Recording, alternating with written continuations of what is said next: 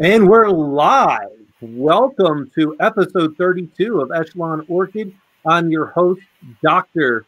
Dan Ford. And joining me again on the show is one of my favorite classmates from the greatest University of Michigan, Alecia Dillon. Welcome back.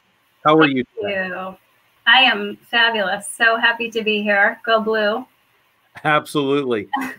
Unfortunately, our Go Blue friends are not doing too well with football season this year. We're having a rough go this year. I don't know. I don't even have a good answer for you for this. Do you think it has to do with leadership? I think it has everything to do with leadership. Nice intro. Awesome. Well, thank you for joining me on Whiskey Wednesday. And I just want to give a shout out to my good friend, consultant down at Downslope Distilling in Colorado, Mitch. He's helping us, with our distillery and drinking his product. It's great. This is the Double Diamond whiskey there from I think single malt whiskey. So that's what I'm drinking today. Didn't look like you had a whiskey drink there with you, Alecia. This is watered down orange juice. So keeping it real classy over here. Don't be jealous, okay? Yeah. So next time, we're gonna have to get you some good whiskey up there to be sipping on while we do this. Next time I'm just gonna come there and we'll just do this in person. That would be great. Yeah. Wonderful. So, Alecia, I as we were talking a little bit in the pre-show, leadership. I mean, that was a big thing and a big reason why I went to University of Michigan, because of how much emphasis they put on leadership. They have an entire executive education program around leadership. It's rated, the best in the country. And I think it's rated like 5th in the world, I think the program was, but very, very high. And it's a big reason why I chose to go there. And I've learned quite a bit of the different techniques and how, and how to get the best out of employees. And so it's wondering, for you, what are some attributes that you gravitate towards with some leaders that you've been able to work with? And what are some ones that and you don't necessarily have to, call out the people who were bad, but what are some things that you saw that just didn't work? Yeah. I would say, first of all, I couldn't agree more. I came to Michigan for the leadership component specifically. So for me, I've been kind of just a natural leader in everything that I've done. But it was almost like I was getting to a point that I was like hitting this like ceiling of, I'm successful, I'm in my career, but I'm just not getting the results from my team and from those around me that I really, really want and know that we're capable of. And so that was probably one of the biggest components of what I was looking for and why I came to Michigan. And through that process, just looking at all of my experiences in life and then meeting some great leaders, like we were just talking about Ari earlier. I think the best attributes that I have seen in a leader is being authentic and keeping it real and just really being who I am as my truest self, knowing my core values and living those core values wherever I am, at work, at home. I'm the same no matter what. And I live by those core values. And so I think that. So what are your core values? What would you say your core value is? Yeah. So actually, I've done this full assessment with my team. And actually, when I was at Michigan Athletics, this is one of the things that my whole team did. And it was actually so eye-opening for me to understand what those core values are for my whole team as well, because it started to tweak how I perceived their actions and how I managed them. It was almost like I could customize my management style for each person based on all of their core values. It's kind of a beautiful thing, really. But my core values are family first, always. Physical fitness. So for me, exercising, I take my dog to the park every single day. If I don't do it, I can like physically feel it. Being a spiritual person. So I meditate every day. I pray every day. So that is something really important to me. And then this one's kind of interesting, but adventure is one of my core values as well. So I love to travel, see the world, experience new things. So that's just part of my personality and how I've always been. And so like, that was even a revelation for me to go through that core value exercise and say, well, why can't this be part of my core values? That is important to me, and that's why it is. So really great exercise, and I would encourage everyone to do that if you're a leader. It really goes a long way. Not only just your team knows what everyone's core values is, but you as the leader get to really customize your approach for your team. Yeah, I think those are all really great. And one of the ones that was probably my biggest one happens to be about education. And this probably comes from the aspect of being in technology because it changes so quickly. But I believe that you have to constantly be in pursuit of being more knowledgeable tomorrow than what you were yesterday. Because and it's not just technology, right? So I got it from technology because Moore's law says that the technology is going to double in speed every 18 months. And that's been true since it came out in back in like the 1950s or something along those lines. So we had to keep up. So you had to keep pushing forward. And so I really push this on my teams. Like we're always going to be understaffed, but we can be the best trained staff that we can possibly be. And so if this probably goes back down to so why I went to Michigan for my MBA, right? I already had 2 master's degrees and a doctorate. Why did I need a third? Well, because it was different. I needed more.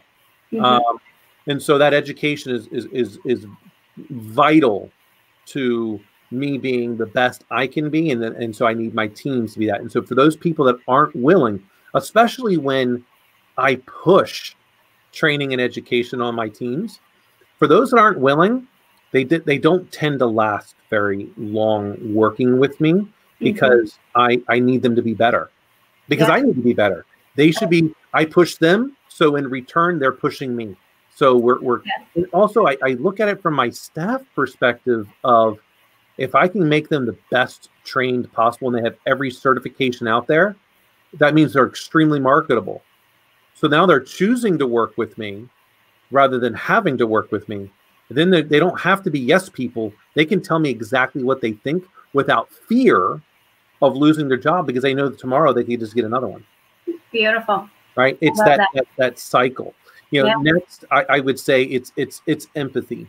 I have to predict where my people need to be and what are their desires and what are their wants, because I need to know, all right, look, do you want to be a CEO? Do you want to be a chief information officer? Do you want to, where do you want to go? And then that way I have ways in which to help them navigate those waters. Along the same lines of that empathy aspect, by being in touch with my people, I know when they need to take a break. Because I need them firing on all pistons. And then probably my third, I probably have many more, because I try to figure out like which ones are the core, and I kind of to be honest, I know those are my top 2, and I really gravitate towards those. But that doesn't mean that they're the only ones. And so my guess is my third is that failure is just not an option. Failure only happens when you give up. Learn fast, pivot, have a plan. General Hal Moore said that if you only have 1 minute to plan, take all 60 seconds of it, and just plan. You never know what's going to happen. So I mean, I would say those are probably some of the things that I gravitate towards. But my top two are training and empathy. Yeah. Oh, I love that. Like that constant improvement, and especially in today's world with how quickly everything's changing, you have to be in the know, and you have to take the time. And so, I've already told you this, that I do every day. It's called the Miracle Morning. Yep.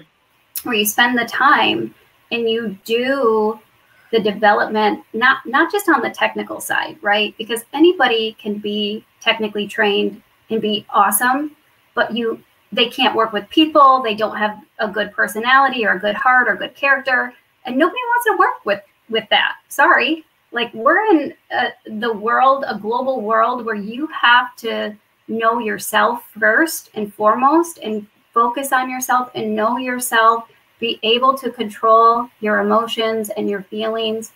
It's like, that is how I start my day every single day. And I write down my goals, and I write down what I want to learn. I read something new every single day. And then you start creating these like crazy connections with one random thing that you read 6 months ago with this one project that you're working on, and you're like, bingo, light bulb moment. Because of that true, like, inquisitive mind that you're just hungry for knowledge and information. So I totally get that. And it's a beautiful thing if you can then motivate your team to have that same hunger. So how do you do that? Well, part of it is I'm a little bit crazy, which is a good part. Yeah, you've got to, and I use a lot of humor in order to get people, like, when someone makes a mistake. I've probably made some of these similar mistakes. So instead of being mean to them, I just go, all right, let's joke around about it, because we have to. We've got to laugh about it. No one died. We're all still employed. Yeah. One of my employees, he before he was an employee, he was a contractor, and I really enjoy this young man. He's the kind of the person that I want in my organization. He's always happy, and he gives you everything he's got. So one day, because he's now interviewing for one of the full-time positions, because he's a contractor at this point, because he was helping us out with Windows 10 deployment, and he's wearing black shoes and a brown belt. And I'm like, Zach, what are you doing? You can't, you're here for an interview. Like, so he goes over and he gets a black belt. So it was just about teasing him. So now whenever he kind of makes a mistake, I ask him, what color shoes is he wearing? Oh, I love it. And he's fabulous. I'm glad that he chose to work with me at the credit union, because he's just, he's one of those people that I'm trying to build around. But with that, how do I keep them? Part of that is the joking around. Like, look, and I expect them to joke back around with me. But hey, if you're going to bring a joke, you better bring a good joke. Right. You better bring it. If you're bringing it to Dan, you better bring something good. Otherwise, right. Because this is like a full contact sport for me. So, but the next part is I want your craziest idea, but I want the craziest idea that you can say when you look in the mirror, and you don't smile, you don't laugh, you don't look away, because your body will naturally reject something that is you don't believe in. And I want that the best, craziest idea they have, because that's going to help us spark conversation and possibly get to the real solution. So I part of the exam, and I don't like Elon Musk. I'm not a big fan of him. I think I don't think he's as good as what people believe he is. Now, that's just my own personal opinion. But what Elon Musk does very well is at least talk about the first principles design thinking, and a lot of people like Elon Musk. I'm like, look, Elon Musk says we're going to colonize Mars. So at the credit union, I say, how are we going to become the first credit union on Mars? It's happening. Yeah. Every step we make, how are we going to be the first credit union on Mars? Because people are going to need access to financial services when they're on Mars. Mm-hmm. Yeah. So I bring up those things and people laugh and they chuckle. But I'm like, but Elon Musk says it's going to happen in our lifetime. So if he colonizes it and we get there, then what? What's next? Right. So these are the things that I do, and I'm like, look, I want you to try things. My job as a manager, you know, and I take this aspect of a manager, even the most ineffective manager, still has some leadership skills. But I really equate manager as being managing the processes, managing the risk. A leader helps to grow, but you still have to manage the processes, the risk, all of those pieces together. So my job in the manager part of this is to instill upon my employees to try new things and not put them in a position to where their failure is going to hurt themselves, the company, you know, or, you know, myself as well too, right? So I mean, it's got all of these things are involved, but I need them to be. It's okay to get burned. Find out that fire is hot, but I don't want you to burn yourself to the point to where you're not going to be able to function. Right. So I really encourage it. Oh, that's a great idea. Let's test it out. Let's try it. But I think you're hitting something really critical here. Also, it's not just trying and failing, but giving your people the autonomy and the willingness to say, I'm going to try this and talk it through, and then letting them go and try it without the micromanagement, without all of this extra like fear or and I've actually tried that. So just taking on my new CFO position, there have been 3 different major changes that they came to me with the idea. It was totally their idea. The need was there. We needed to get a solution in place quickly. And one person in particular came and said, I've been wanting to do this for like 3 years and no one would let her do it. And so we talked through, I said, put together the proposal for me, cost, time frame, what this is going to look like, what the risks are. And she did that, and we like did it in a week, and we're up and running, and it has just been a total game changer. And so it's like allowing your people, because what if it didn't work? I mean, fine. If it didn't work, fine. We were no worse off than where we were.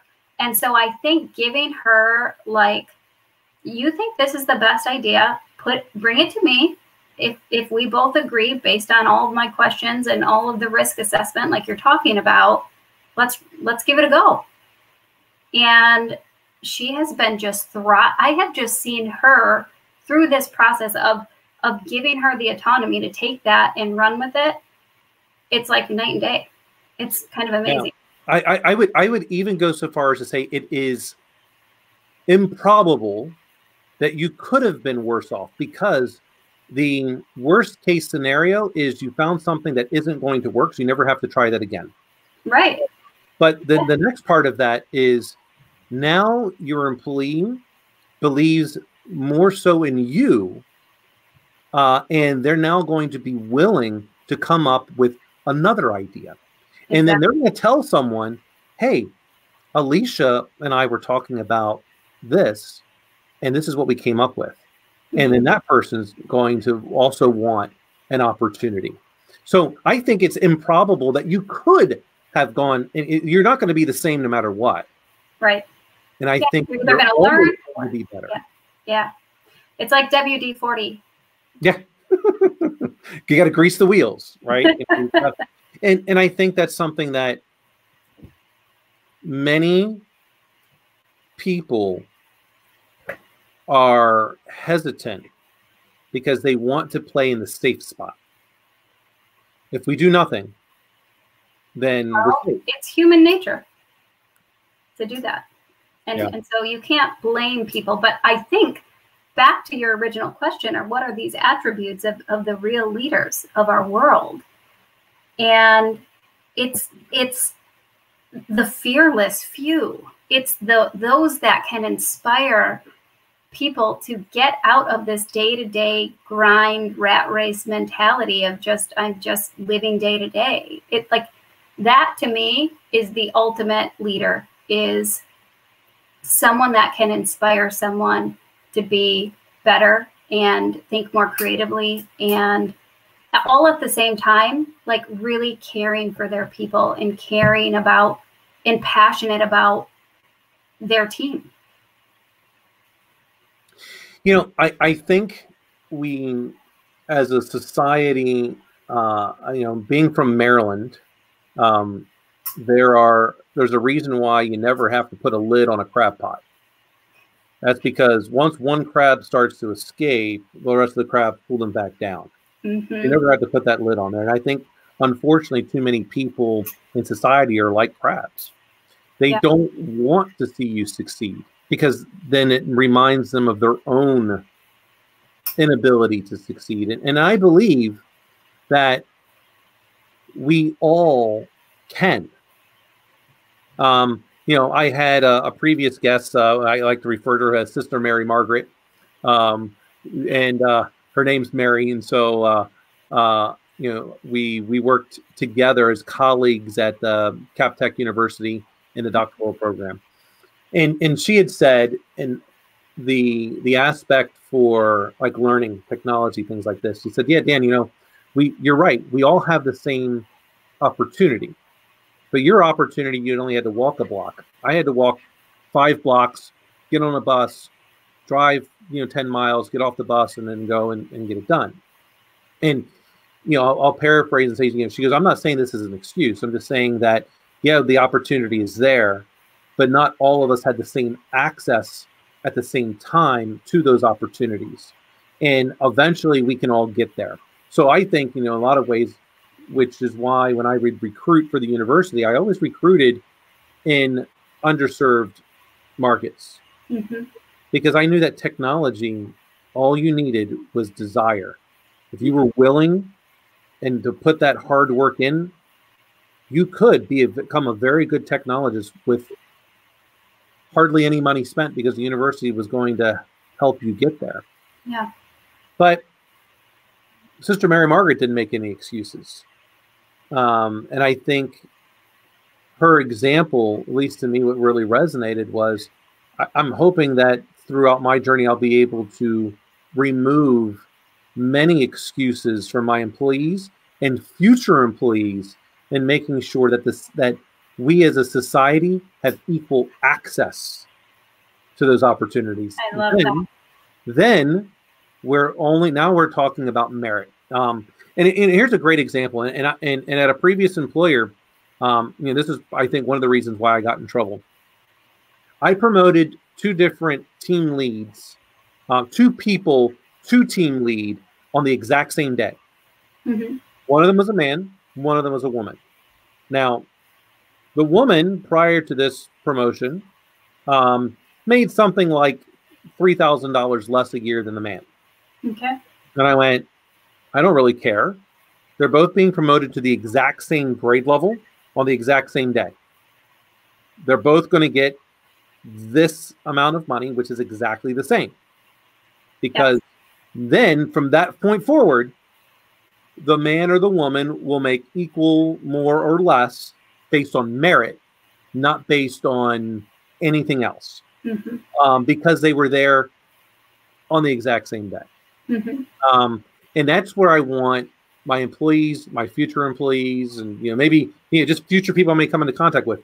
I want them to have same access to opportunity. And when those opportunities are there, I want them to be level set, and then their hard work is going to dictate the merit increases.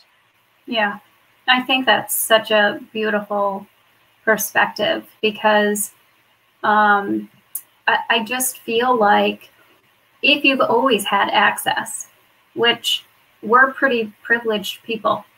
And if you've always had it, you don't know what it feels like to not have the access. And so, or the struggle that it takes, or that extra motivation. Like, we're pretty motivated, but it's easy for us. Like, it's easy for us because we have access to a lot of things. And when I think about it from the perspective of Sister Mary, it's like, I don't know if I would have the motivation day in and day out to walk 10 miles uphill, both like without shoes. Can you imagine? Like, that to me goes like, that takes it to a whole nother level of how dedicated and amazing that someone like her had to go through all of that and is still standing next to you today in the same position and had to work 10 times as hard, you know? And so for you to say that you are opening that access door, I think that is a huge struggle that this country as a whole needs to address. And the problem is the people that are making the decisions don't know what it feels like to not have access. It's true. You know, I'm looking up because there's a football movie about a guy who went to the University of Arkansas, and basically it really kind of it's called Greater, and the person's name is Brandon Burlsworth. Now Brandon was not a gifted athlete. Yeah. He struggled. He didn't wind up making the University of Arkansas scholarship team until he was a junior. Like, he was a walk-on. Yeah. And one of his high school coaches said to him, very similar to you, and this is why I encourage those people who have to walk those 10 miles, they're going to come out much further ahead than what you or I would have, because they had to work for it. Yeah. Now the sad story is that Brandon went on to become an All-American. He got drafted, and then on his way to visit his mom was killed in a car accident. So he never actually got to the NFL. But he changed the NCAA football to where now there is a walk-on award granted every year by the NCAA football. I mean, he just, that spirit, that grind, because he was not gifted. Yeah. You know, and I in many ways I do kind of think that way of myself. There's so many people that are better than I am, and I look at all of my classmates and my colleagues at Ross. So I feel that an overwhelming majority of them are much better than I am. I didn't belong in this program. You know, I'm just a computer geek, right? This is how I feel. I had to work. Yeah. Well, let me just say one thing, though. One, that's not true, because you are very talented and you deserve a seat at that table just as equally as everyone else in the program. So take that back. Two, this is, I actually just read this book. Actually, it's called Strength Finder. Oh, can you see that? Yep. And in the book, it's a great book. Yeah, I mean, I just was skimming through a bunch of old random books, and I'm like, oh my God, this is actually really good. But here's what it says here. Like Rudy, same situation. Rudy came in at 5'5", 130 pounds, worked his butt off, was at every single practice. The amount of effort and intensity that he put into playing one game, one play for one quarter. And the book is talking about, we all have natural strengths that are ours, that are God-given natural talents and strengths. And you know what it is? It's not necessarily spending your whole life perfecting this strength that isn't even your true strength. It's about identifying what are your strengths up front and early in life, so that you can spend the time and energy and resources building those strengths and knowing what they are and going out into the world with the confidence that you are the best person in IT and you know it, and you spend your time and energy becoming even better in that versus you spending your time, I don't know, trying to be a neurosurgeon, which your hands are too shaky and you'll never be good. You know what I mean? Like, it's finding the strength up front of what your natural talent is. And I think we miss that a lot. It's like culture and society or your parents are like, you should be a doctor or you should be a lawyer or this is my family business, so I have to do this. And it shouldn't be about that. It should be, we should really be cultivating our teams as leaders to find these beautiful strengths that are naturally already within our team and really building on those strengths. It's part of our positive leadership course, our executive ed class, focusing on the positive and the strengths and what are these people so good at. And it's part of that emotional fitness and knowing your people and how to read people and opening that like third realm up of who you are and understanding people to allow them to identify their own strengths and then help really cultivate that within them. I think that makes for the best teams in the world, are where people show up to work every day and they say, I'm doing the work that I love to do and I love to be here because I'm doing what I am good at and I love to do. Absolutely. And I think this is a we're getting into this time of year that I absolutely dread. And I think it's the worst thing that every employer, for the most part, that I'm aware of, does, which is our employee reviews. Okay. Mm-hmm. The process basically goes, and I'm sure there are plenty of companies out there that don't have this example, but an overwhelming majority we're going to tell our employees all the things that they suck at. And we're going to tell them that these are opportunities for growth. Well, that's malarkey. That's garbage. Our job as leaders is to build teams. And I don't want everyone's strength to be your strength, that person's strength, my strength. I need to build a team. And that aspect of you're talking about that, that strength building, I need you to double and triple down on your strength. That's what I'm talking about. If you're not good at administrivia, if you're not good at, policy writing, I don't want you to be policy writing. Don't do it. That's what I'm talking about. You may have the most brilliant analytical mind, and I need to use that. My job is to go find someone else that's really good at that enjoys the process work of step 1, step 2, step 3. How does this work? That Six Sigma mindset. That's, those pieces. I need to build all of these around it. And I hate this time of year because we tell, because what they do is they want to tell people why they suck. You know what? That's absolutely, it's garbage. Devastating.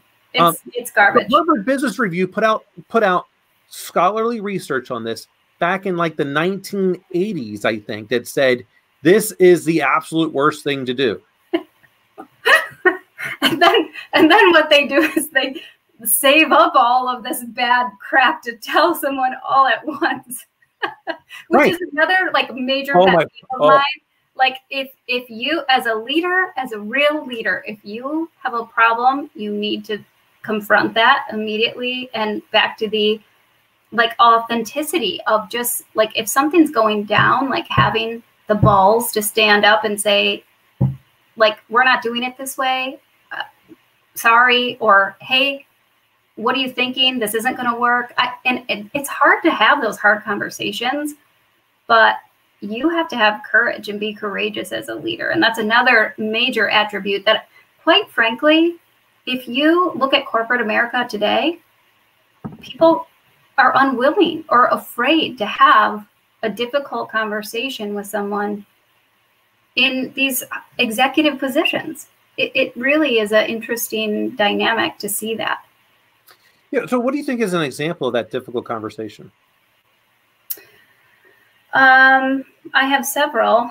For confidentiality reasons, I might not be able to give specifics, but an example is you are the leader of your division.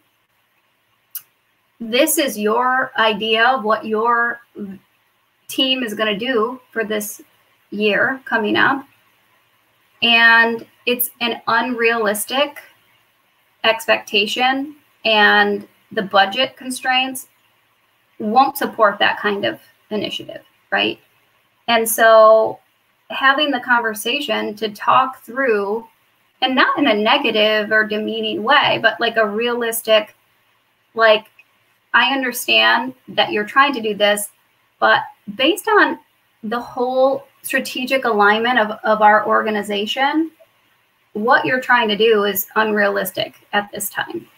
So like being able to say no in a way that is not demeaning or argumentative, but a real like conversation about like, this is a no, or maybe it's not a no. Maybe it's a, I love the idea, but we can't use these resources to allow that idea to go forward. So how can we get creative and be resourceful to come up with a new solution for this? So I've just seen it too many times where it's hard to tell someone no. And so instead of having that hard conversation, talking through it, understanding where both sides of the table are coming from, it's avoidance, it's talking behind backs, just dirty. So I think that's poisonous. And as a leader, you have to address that stuff head on and have the courage to do that. Absolutely. I mean, the water cooler talk where we talk bad about our colleagues, one, it removes our authenticity. Oh, totally. Yeah. It removes our credibility for sure in the organization. And if things were easy, then everyone would be able to do it. Yeah. We have to, as leaders, be willing to have the difficult conversation, because that difficult conversation should lead to a better result. Yeah. And that's why we have to do it. No, I don't think any good-natured person wants the person across the table from them or sitting beside them, which I hope is more likely what it is. That's why I like to say that I work, the people that work for me, they work with me. Mm-hmm. That's my goal, is to get them to work with me, not for me. And that's why I invest in their education. I invest in their training, so they're working with me. Right. When they don't want to do it, then they work for me. And that also tells me as to how I'm going to treat them in the future until they prove otherwise. But by having those conversations about, like, and I like to say, no just means not yet. It doesn't necessarily mean no forever. Mm-hmm. It means right now. Right. Sometimes I'll tell them, this is not going to happen. Let's just get this off. It's not going to happen. Here's why it's not going to happen. Yeah. But there are pieces to that in which I try to break down. Very few things I believe in life are truly complicated. I believe most things are complex. And when we as humans, it's very easy for us to break down a complex into manageable chunks. Mm-hmm. Most things, like there are certainly things that are complicated, but mostly it's complex. And so let's take that idea that you had, let's break it down into the complex forms, and let's talk about the things that we can solve. Mm-hmm. And this is the way we can move forward. I have, in the organization I'm with today, I have one-on-ones with everyone in my organization that's a manager and above. So it goes manager, AVP, VP, SVP, and then you're a C-level employee. So from manager all the way to SVP, I have one-on-ones with all of them. Mm-hmm. And we don't talk about punitive things. Yeah. It's really their opportunity to talk to me. Yeah. What I have to do is I have to explain to them, let's talk about things that you are trying to make decisions on. And I can ask you questions to help you better make better decisions. Yes. Because when you solve those problems, what's going to happen in the result of that is we're going to have better problems to solve next time. Exactly. It doesn't get easier. It gets harder. So some of them want to talk about their projects, and I always remind them, hey, look, we talk about projects anytime. This is your half hour to talk about everything that you have on your mind, whatever it is. Do you really want to talk about a project, or do you want to talk about decisions you're struggling with today? Do you want to talk about where you want to be a year from now? Because hopefully I'm helping them get to where they need to be a year from now. Right. And I've told all of them, and I truly hope they believe this, because I believe it. I've never been anywhere longer than 3 years and 3 months. And I hope, where I'm at today will break that record. I've almost been there for 2 years now. But I tell them I know that you're not going to stay here forever. And what I want is when you're ready to leave, that you will be courageous enough and trust me, and let's talk about it. Because I want to see you, one, if you're leaving, I want it to be for a position that I wasn't able to offer you, and it not being about money. Because your biggest asset is knowledge that I can give you. We can all make more money, but we may not be able to gain that knowledge. So when they're ready to move, I'm hoping it's for a position that is better. And I would be able to talk about, all right, let's talk about these pros and cons about what you're moving for. Because I know you're going to leave. And I'm comfortable with that. I would be a hypocrite if I wasn't. And if they really wanted to do that, I'm like, hey, I might be able to help you. Because I would like to keep it in my family, so to speak.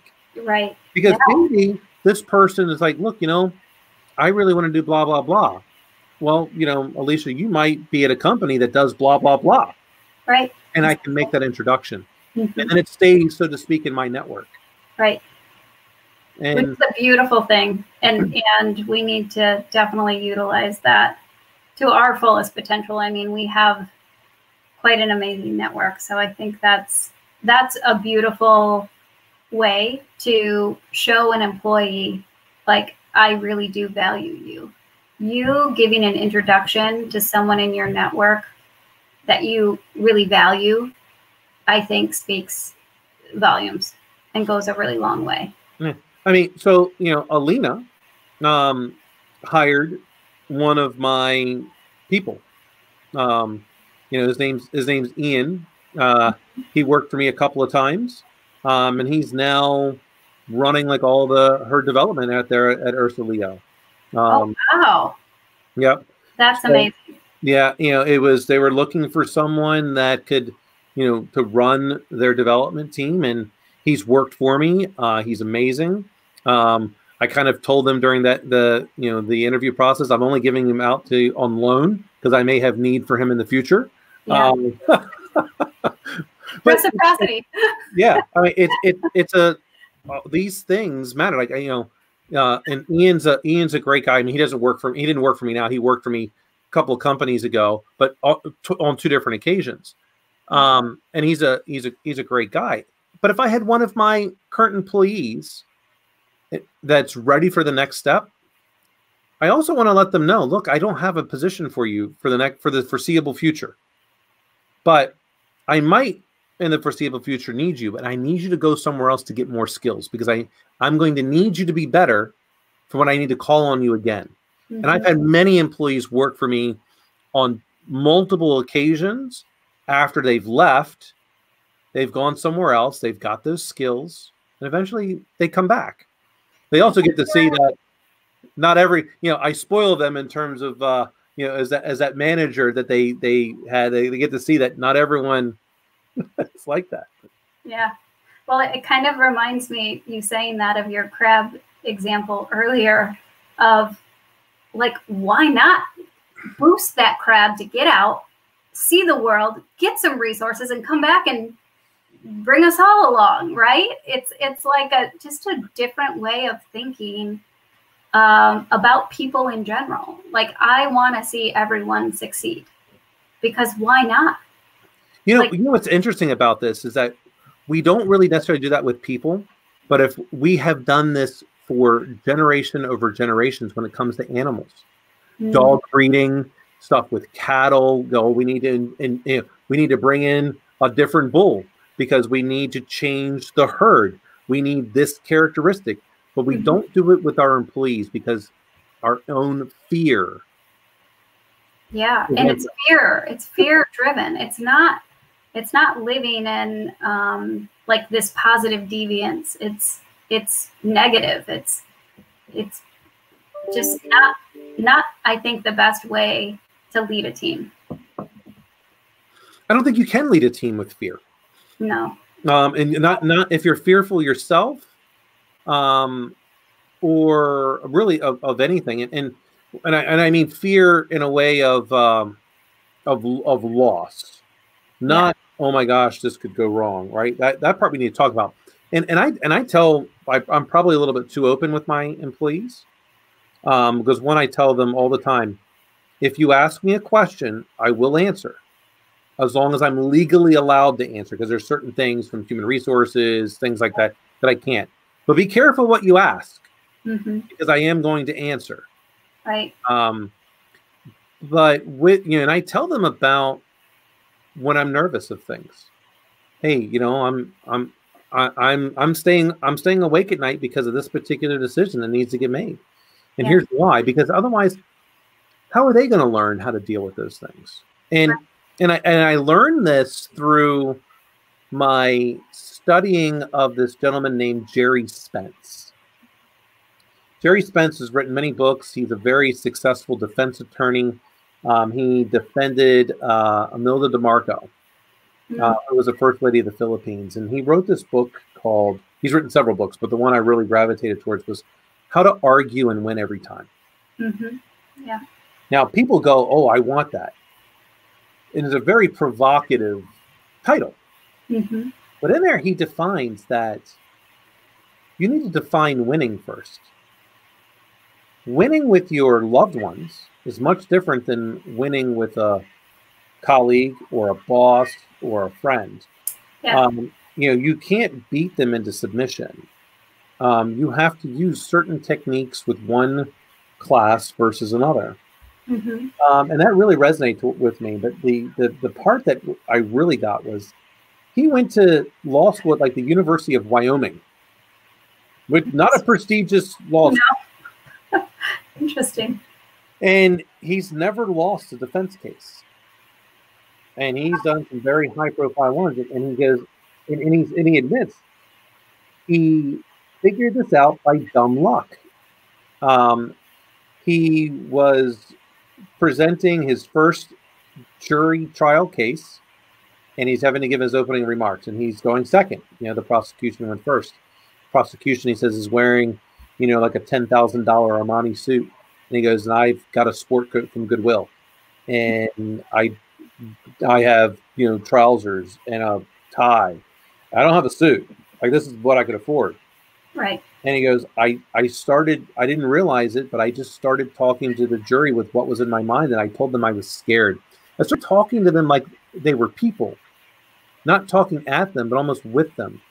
And I let them know that I'm scared. I'm scared that I'm not going to be a good lawyer. I'm scared that this guy over here has got a $10,000 Armani suit, and you're going to think he's a better lawyer than I am. And that's going to negatively affect my client. And he's like, I won. But I realized that lawyers needed to talk to people like people. Yeah. So I do that with my team. I talk to them like they're people. They have fears. And I'm hoping to alleviate them as much as I can. Yeah. Wow. I think what you just said right there, of treating your team like they're people and their lives matter and are valued, and they're not just there doing a job. They're not just there for your every demand or working just for you or for your company. Like, people are people that have feelings and lives and families. And I think now more than ever, I mean, I've even done some things that historically I wouldn't typically have as much leniency on, just because of where we're at with COVID and the pressure and like being at home, making sure your children, I don't have any children, so I don't know what it feels like to be at home trying to work your day job and ensuring that your kids are actually doing their classes and showing up for school. And it's just a whole nother level that no one has ever had to deal with before. And I just, at this very moment in time, have never even felt as strongly of just treating my team as my family. And that's what I do. And if something's going on, it's not just, yeah, take the day. It's like, what can I do to help? Like, I'm here for you. Let's work through this together on a personal level, because I really actually care for my team like my family. And I think it goes such a long way for people to understand that they're people, and you are treating them and care for them like they're real people and not just employees or, somebody to do a job. I think you're absolutely right to this, because there's very few things in different employers. Now, there's always the exception, right? Look, if you work in a, customer facing position, it's much more difficult to work an alternate schedule, right? Because you have to deal directly with the customer or the member or the client. Yes. So let's say you're in but most companies are back office, right? You have a certain amount that's forward facing, and you've got to deal with that. But a lot of the stuff that we do in back office is not as time sensitive when it comes to an 8 a.m. to a 6 p.m. deadline.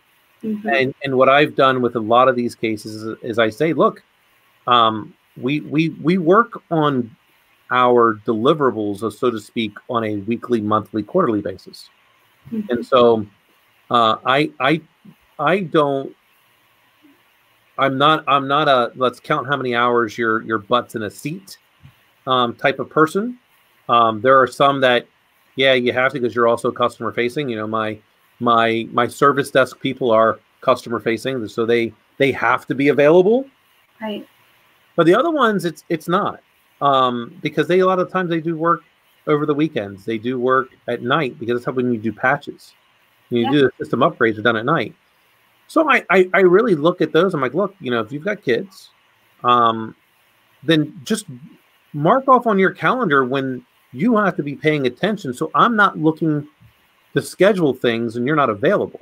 You've got to tell me, and I'll help you and the organization navigate around these things, especially in these trying times, because I have, with some of these cases, in having employees that have been all over the world, I'm fully used to this. Sometimes I have to have meetings at 7 a.m. Right. I'm fine with that. I'm okay having meetings at 10 p.m. Right. Because that's when, hey, all the kids are asleep. We all have families. And as you mentioned, they're a family, and I'll accommodate. Right. Sometimes they'll be at 10 p.m. I mean, I've had to have team meetings at 2 a.m. sometimes, because depending on where people were around the clock, I always made it to where I rotated.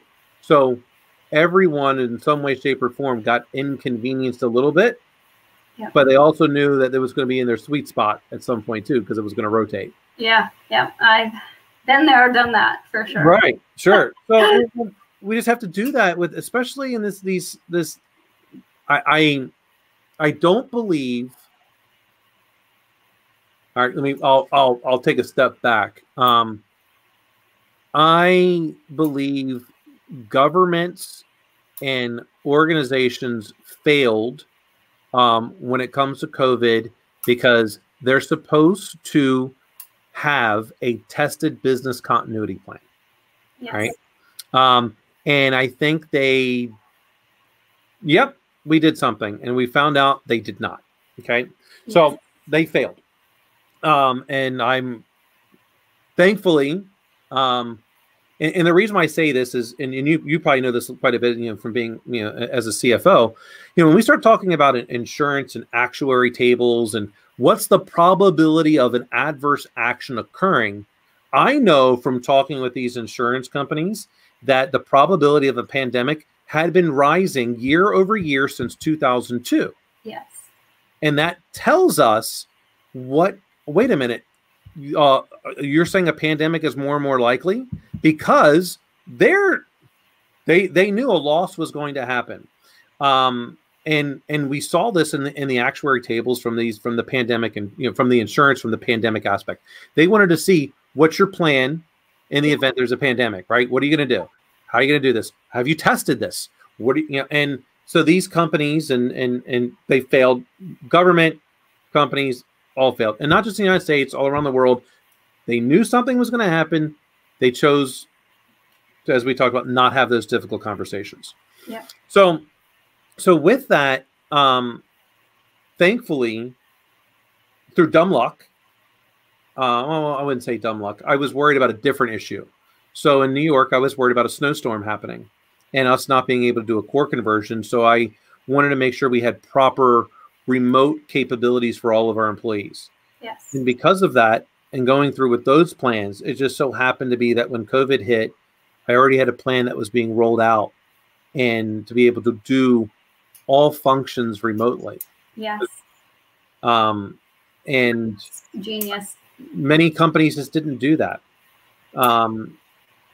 Yeah, it's kind of funny because I came from a company, I don't know if you've heard of them. Capital Group is one of the companies that I worked for before I came back home to Michigan.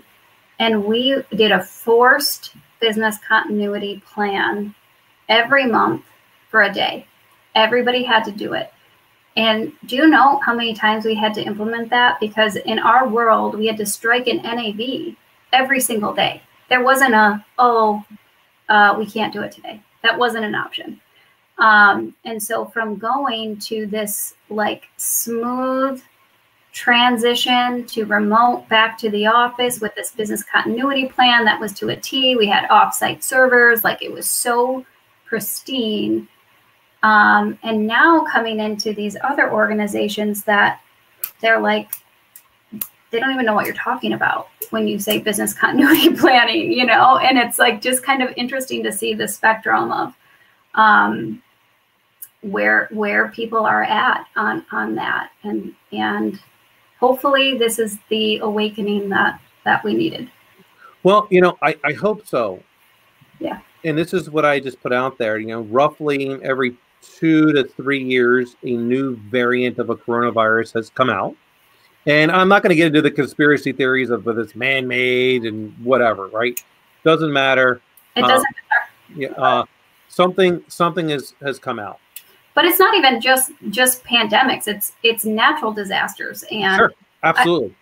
Things are just seeming to be like civil unrest. Like, who knows what the next thing could be? It's just, it could be anything. Yeah. Understand that all of these examples are interruption of business. Exactly.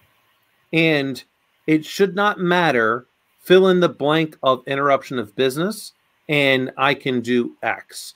And I think, unfortunately, when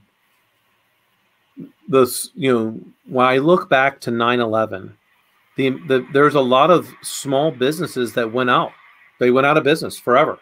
I'm wondering how many, due to this recent event, are not going to come back. Small businesses contribute much more to our economy than the big business. I think it's going to be pretty staggering, unfortunately.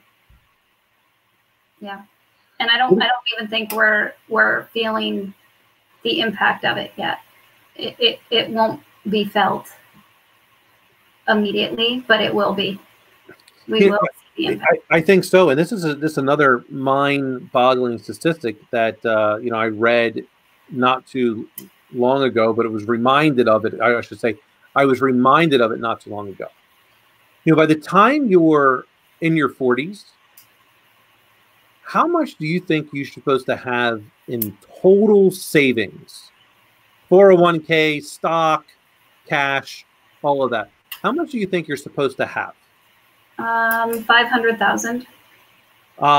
It's roughly whatever 3 times your annual salary is. In order to accommodate that. At least, yeah, I think that's fair. All right. So what some of the research that I've done has shown that during this pandemic, people in their 40s don't even have 6 months of their annual salary in 401ks, stocks, cash. Yeah, we're consumers. That's what we do.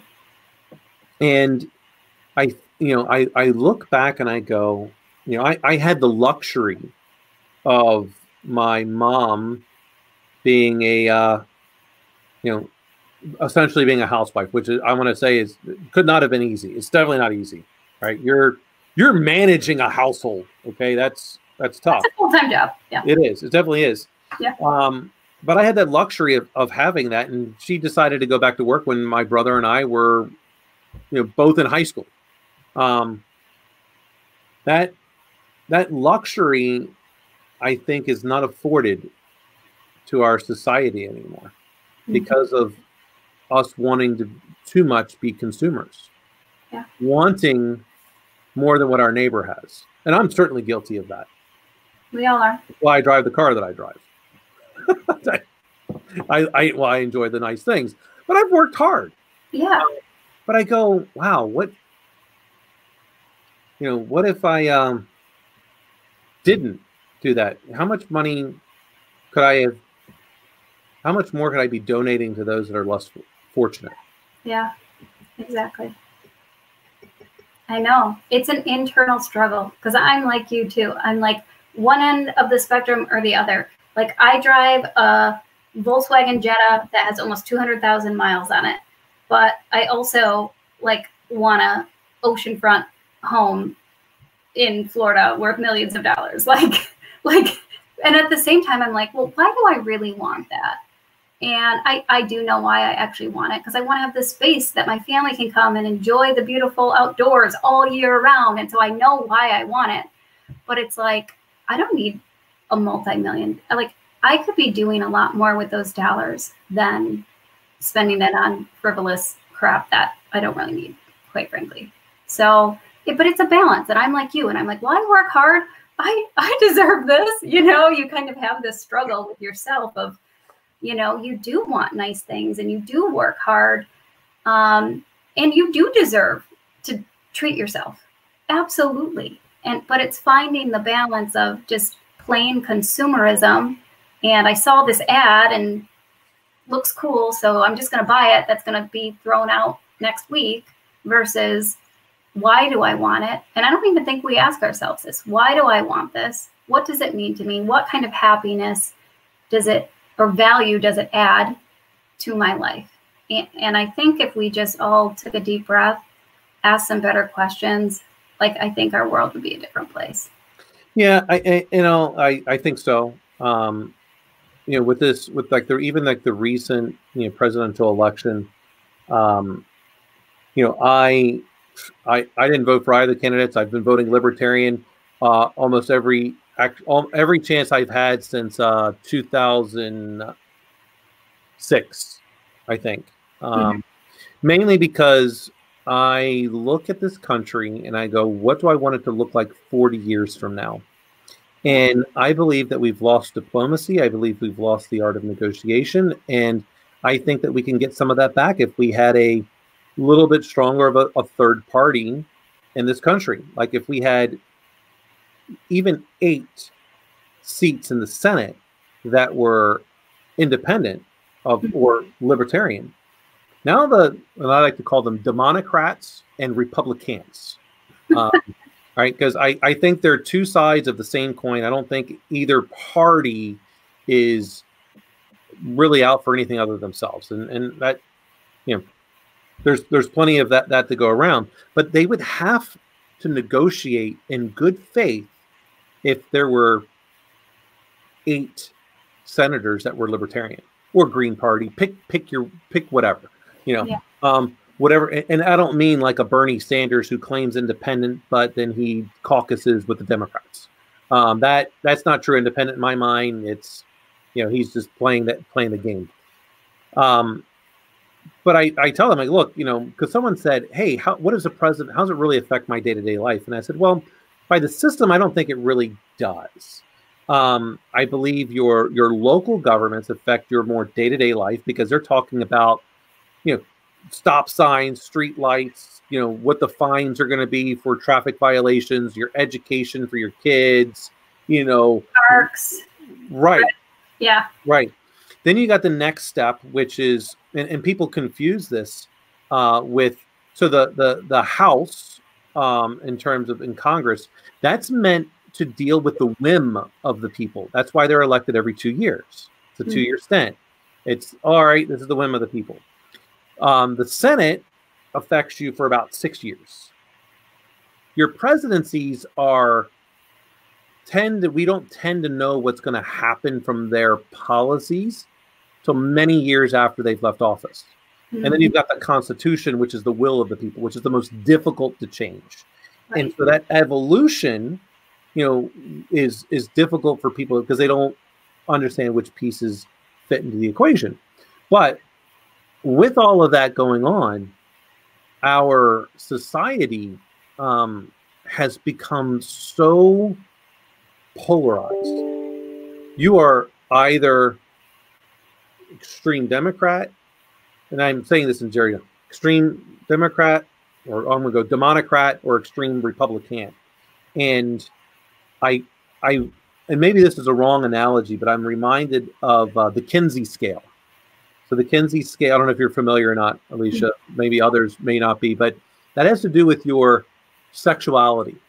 And very few people are, and I might have this completely wrong, so anyone can certainly say it, but like a 1 is you are 100%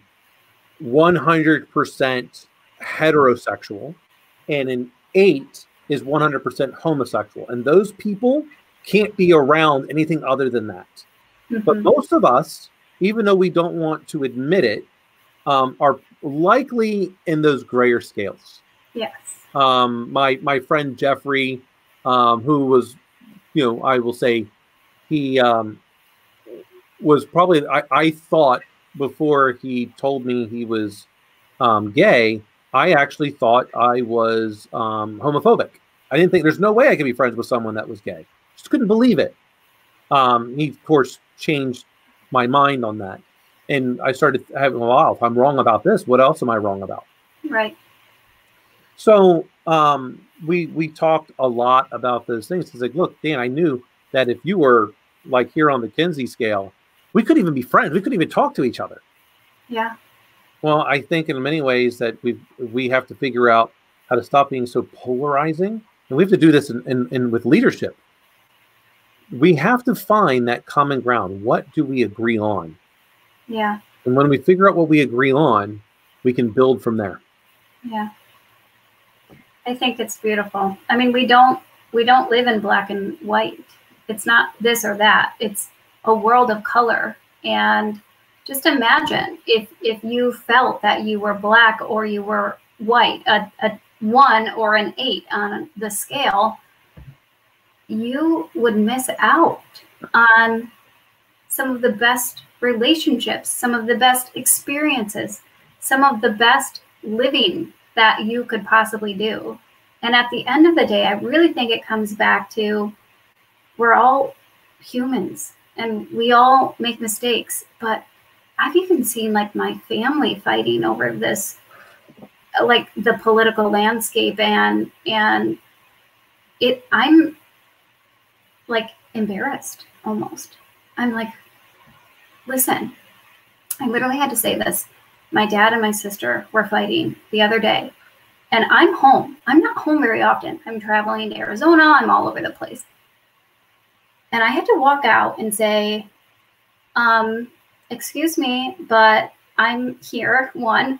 Two, like, are you planning to have dinner tonight with Trump or Biden? Because if you are, then keep talking. But if you're not, like, get your fanny in here, because the steaks are ready and getting cold. You know what I mean? Like, it's like, what are you even doing out here? Talking like so disrespectfully to each other as a family. I think we've lost some sense of reality, and just loving people for who they are and meeting them where they are. And I think it comes back to beliefs. We're so strong in these beliefs, and this is what we've been taught, and this is what we believe. But why don't you question that belief? Why don't you think twice about why do you believe that way? And is it true? Or could it be changed? Could your belief be changed?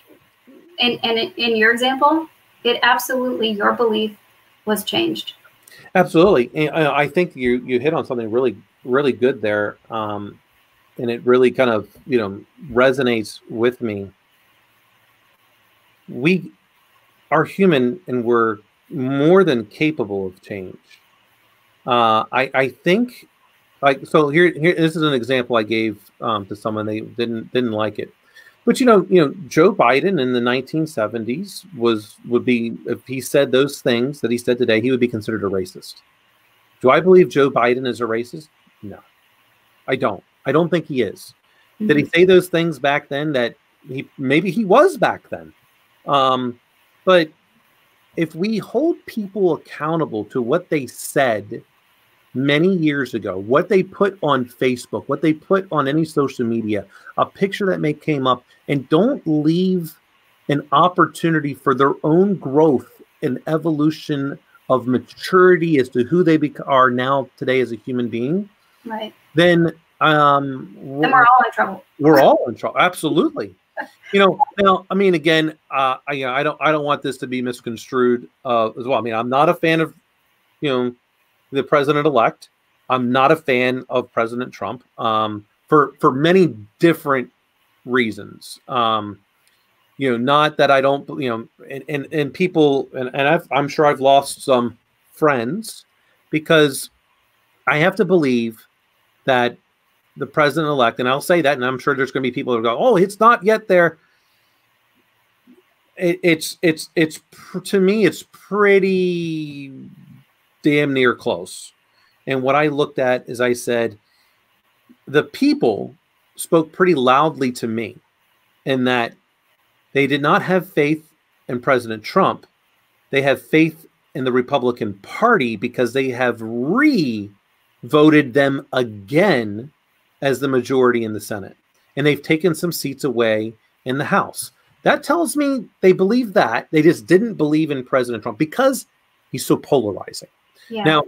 Now, now with that, again, I go, but the president-elect, he up until after he ended his vice presidency, he was one of the least wealthiest people in politics. He didn't have millions of dollars. Yeah. So you could, I guess I could draw two conclusions from that. He was either too stupid to figure out how to do it, or he was actually just a good person. Yeah. I would like to believe he's just a good person. And he made his money after, because now he's got book deals and speaking engagements, all those things, which he should. He was a public servant for 47 years, and he's going to do it again. Right. I don't want to. He has done good things as a public. Even if I can't remember his name now off the top of my head, but he is a professor at Harvard Law talking about Amy Coney Barrett, and I hope every person that is my adversary would speak this highly of me. He said of Amy Coney Barrett that she will be a good, if not great, justice, even though I will disagree with every single one of her decisions. Well, I kind of look that way at this point with, the president-elect. I may not agree with many of his decisions, but I am hopeful that he will be a good president and do what he says he's going to do. And I think as leaders, we have to instill in our people those things all the time, that we're fallible, we're going to make mistakes, trust that we will be accountable when we do make those mistakes. It's okay. Yeah. And we move forward. Yeah. Beautiful. Couldn't have said it better myself. I hope. Again, let's say in any of these cases, and I had to say this to a different friend, because they were so worried, but very similar to what you just mentioned. Your family is fighting constantly about these things. And I said, our imagination about what could happen is almost always far worse than reality. Mm-hmm. Yeah. And look for those commonalities and use those as your launching points to how to create those bridges for a better tomorrow. Yeah. They're there. They are there. They are there. And I know we are passionate people and we care about what we believe in. And I know the Dillons, man, we get heated, that's who we are. That's how we were raised. But at the end of the day, I think you're hitting the nail on the head. Like, we're family and we have to respect. We don't have to agree, but we have to love and we have to respect each other. And I think if we go into any conversation or any relationship with your team or anyone in life of respect, like, what else could you have if you don't have that? And if you can't get to a point where you can respect someone, you don't have to agree, but you should have enough character and decency to respect people that have a differing opinion. And if you can't get to that point, you need to take a look in the mirror for sure, because we're just not going to get anywhere. And we won't. And I think that comes back down to our ego. One of the things that I learned going through the doctoral process was, in science, we never argue if we're right. Our argument is to either accept or reject being wrong. Yeah, it's a theory, right? Mm-hmm. It's called the scientific method. Yep. Have we lost our way? Like, it just boggles my mind, like, how people can just read one thing and that's their new truth. It's like, why aren't you asking questions or better questions or even one question, for Christ's sakes? Like, question what's going on and what's your source of truth? Where did you see that? Like, we just lost our way, I think, of getting back to logic and being thoughtful and asking questions and being inquisitive. Like, we've just lost the way there. I don't know if we're lazy. I don't know. It's just not. I think it's hard. I think we, as a society, are no longer teaching critical thinking. And yeah. I think a great thing that's going to come about from COVID is this. One, teachers have a hard job. Yeah, that's for sure. And they absolutely do. It's difficult to teach remote. Having been adjunct professor, I know it's difficult to try to keep adults on track, let alone children. And teachers academia in general is there to give you a set of tools. And as our children are younger, our job as parents is to help our children know how to use these tools. I don't blame the teachers for possibly our children not having as critical thinking skills as what we would like, because that's our job as parents. Yeah.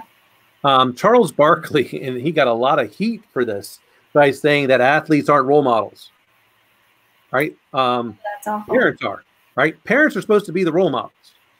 But athletes can be role models too, though. I don't think that's correct. Well, like, the reason why he was saying this was because of, you know, he doesn't want, you know, he wants the aspect of, you know, you're the chance of you becoming that athlete is very, very slim, but the chances of you becoming your parent is a higher probability. Very likely. Yeah. So your parents better be setting the role model of this. Absolutely. Right. Yeah. And I think in many ways we got lazy in society, and I will say I probably have myself, and we didn't take as much of an active participant in our children's use of the education, those tools. And therefore we wind up with either a society of polarized Democrat or Republican. Yeah, here we are. We got what we asked for. You know, we didn't get here overnight. One of my former employees, who's very, very large, at one point he was over 600 pounds. Mm-hmm. He said, "I didn't get to be 600 pounds overnight, and it's going to take a little while for me to get this weight off as well." Yep. The country didn't get here overnight. It's going to take time. It's going to take time to get us wherever we need to next. Yeah. And I think that's true in everything. Yeah. So, well, Alecia, any parting words? Just so fabulous to be here and to see your beautiful face again, and so proud of you guys, and just hoping you guys kick butt. I know you will with the distillery, and wishing you all the best. Awesome. Well, Alecia, I appreciate your time coming on. It was great catching up. I wish you continued success, and hopefully you'll be back on and we'll talk about some of your goals from the first time you were on. Definitely. I'm kicking butt. All right. Perfect. Alecia, thank you again. Good night, everyone. Thanks for staying up, and hopefully you had a drink with us. Take care. Bye.